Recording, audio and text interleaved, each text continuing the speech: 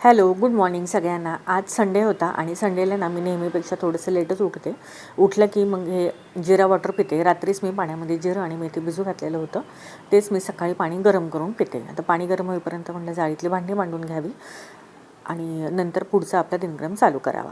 आता वेट लॉसकडे थोडंसं लक्ष द्यायला लागले म्हणून नित्यनेमाने हे जिरा वॉटर मी घेतेच. नंतर घरातली थोडीशी क्लिनिंग केली आणि आता जर संडेला ना मी सोफ्याचे कवर, हे कुशनचे कवर धुवायला काढते. परंतु आता पाऊस असल्यामुळं म्हटलं नाही, ते वाळणारच नाही आहेत म्हणून मी ते कॅन्सल केलं. म्हटलं चला 2 दिवसांनी ऊन पडल्यानंतर आपण ते सोफ्याचे कवर धुवायला काढूया. नंतर घर झाडायला घेतलं. आता संडे जरी असला तरी एक्स्ट्राचे कामं भरपूर असतात. आपण त्या दिवशी संडे दिवशीच ते काढतो. नंतर स्वयंपाक वगैरे उरकून घेतला. मिस्टरांचा डबा दिला. संडे असलं तरी मुलीला आज क्लास होता, मग तिलाही जेवायला दिलं. साधीच बघा मूग डाळीची भाजी, चपाती आणि गुलाबजामुन तिला वाढून घेतलं. नंतर आज संडेला तिचा एक्स्ट्राचा क्लास होता, मग तिला सोडवायला गेले. सोडून आल्यानंतर दुपारनं म्हणलं चला आज संडे तर दर संडेला थोडंसं मी काम घेते, काहीतरी एक्स्ट्रा काढतेच. कारण की परत ना खूप लोड होतो. घर मोठं असल्यामुळे ना थोडंसं क्लिनिंग केलं ना की घरी स्वच्छ राहतं आणि आपल्यालाही लोड होत नाही. म्हणलं आमच्या बेडरूमचा जे ड्रेसिंग टेबल आहे तो उरकायला घेतला. खूप घाण झाला होता. थोडंसं कोलिनचा स्प्रे मारला आणि कपड्याने ते स्वच्छ करून घेतलं. तर ड्रेसिंग टेबल हा कसा ऑर्गनाईज करायचा हे मी तुम्हाला थोडक्यातच आता इथं सांगणार आहे.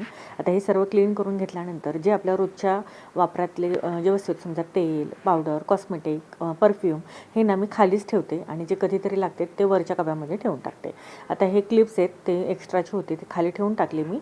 आणि जे बघा मी डेली यूजचे माझे क्लचर असतील किंवा रबर बँड असतील ते नाही का एका अशा वाटीमध्ये बघा टाकून घेते.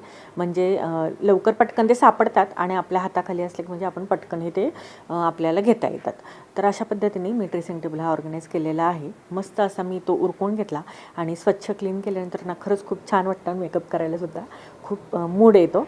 तर ड्रेसिंग टेबल उरकता मला ना 5 वाजल्या आणि म्हटलं चला आता संध्याकाळचा काही स्पेशल आमच्याकडे बेत असतो. तर आज नॉनव्हेज बनवायचं होतं मला. त्याच्यामध्ये ना आज मी ठरवलं की आपण फिश फ्राय बनवूया. तर इथं मी बघा माशाला ना लिंबू, अद्रक, लसूण आणि कोथिंबीरची पेस्ट लावून ठेवते. मॅरिनेट करून ठेवलं 15 मिनटं. नंतर कोटिंगसाठी मी इथं रवा, तांदळाचं पीठ, त्याच्यामध्ये मीठ, फिश फ्राय मसाला, आपल्या साठवणीतला थोडासा काळा मसाला आणि गरम मसाला टाकून मी ना अशा पद्धतीने हे फिशला ना कोटिंग करून घेतलेलं आहे. छान होतात, मस्त होतात. तुम्ही एकदा नक्की ट्राय करा.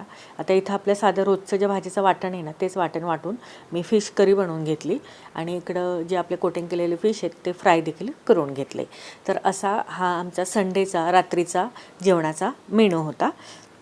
मी नॉनव्हेज काही मात्र खात नाही, पण घरच्यांना ना मी सगळ्यांना हे बनवून देते.